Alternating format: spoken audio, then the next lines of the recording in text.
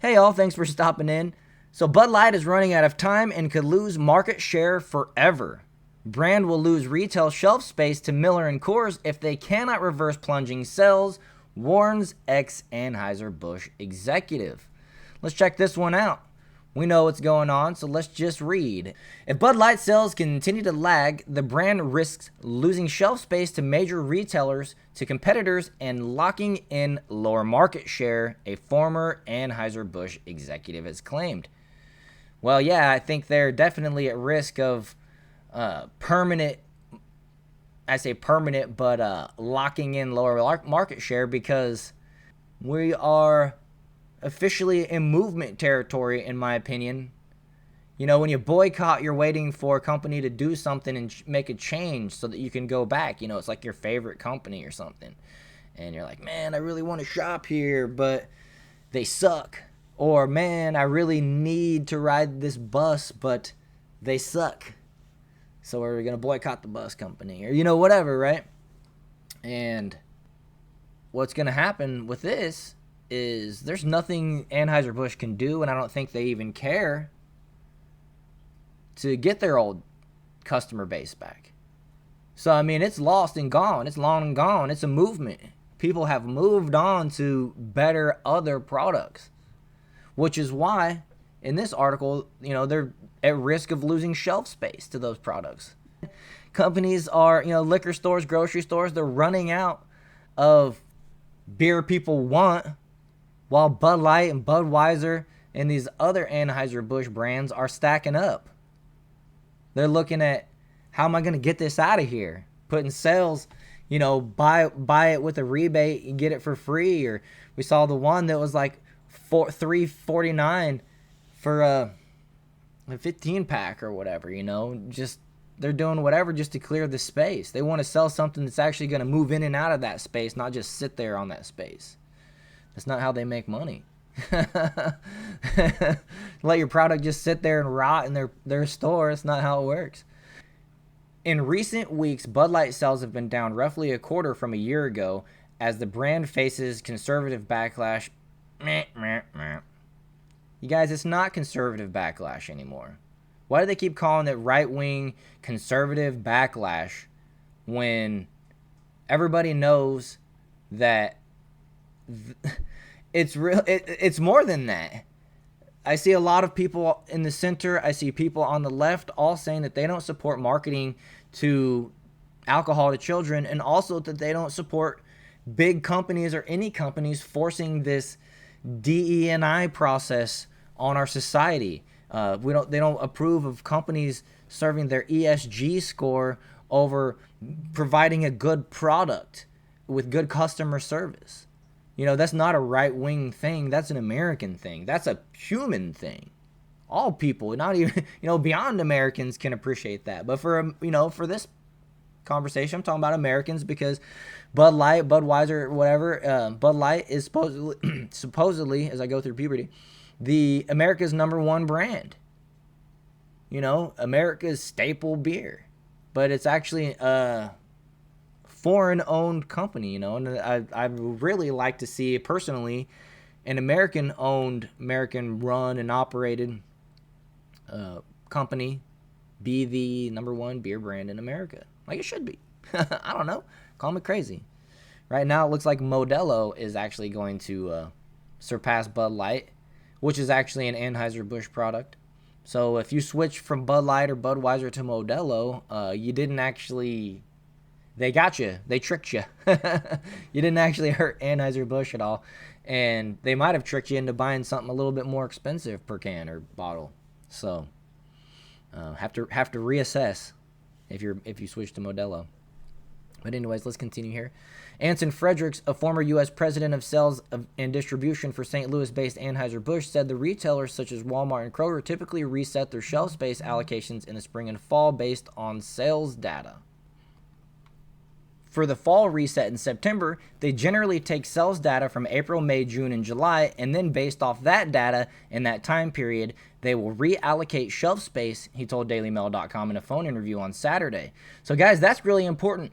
That goes to show that we need to, which isn't hard, but we need to definitely not drink Anheuser-Busch through that period right there, through July, for this reason, just for this reason. You know what I mean? We want these retail stores to take away shelf space from Bud Light and Anheuser-Busch, from Budweiser, from all their products. That would be a great success, part of the success story of this movement. I almost said boycott.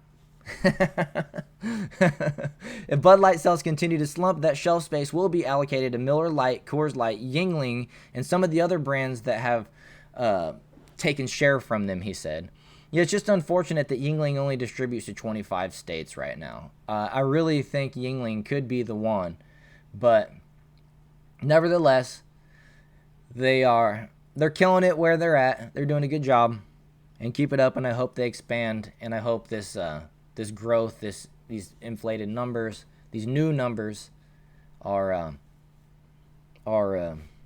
making an effect. You know what I mean? Are permanent is what I meant to say.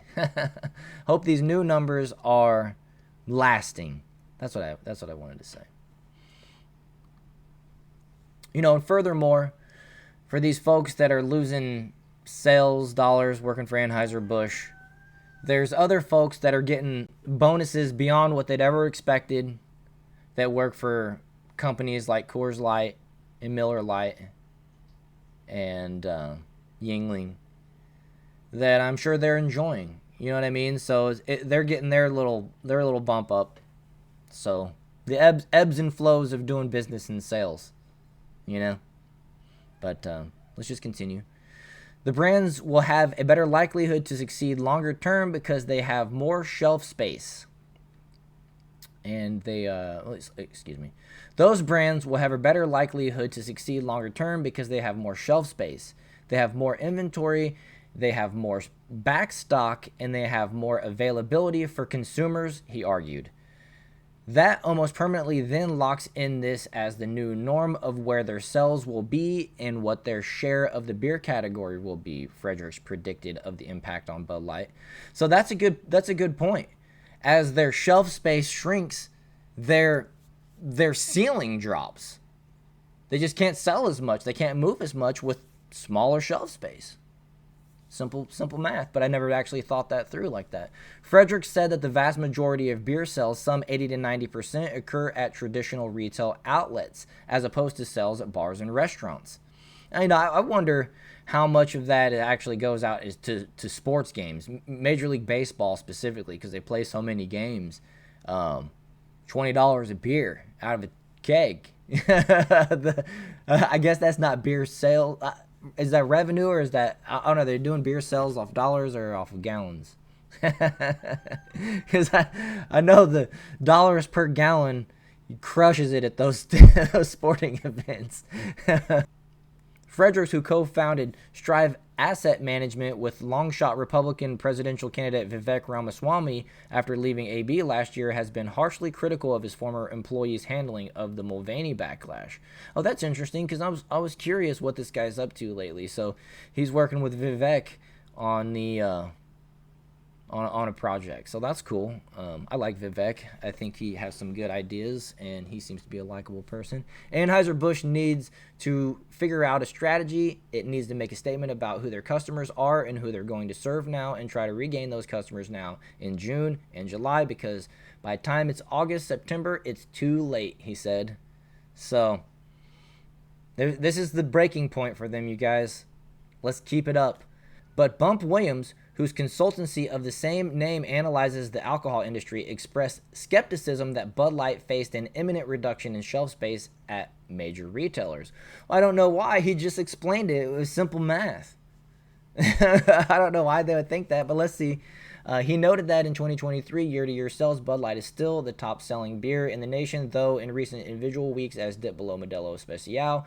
And I also saw that if the projected numbers continue, Modelo will actually pass Bud Light by the end of the year per projections. You know what I mean? So, but hopefully with that information coming out and people learning that Anheuser-Busch Modelo is still under the Anheuser-Busch umbrella, hopefully that trend actually is thrown off, and a different beer can actually hit that mark. But Bud Light could lose shelf space based upon sales lost, but it'd be hard-pressed to believe that retailers would reduce shelf space on the #1 selling brand in the country today on a year-to-date basis, Williams said in an email to thedailymail.com on Saturday.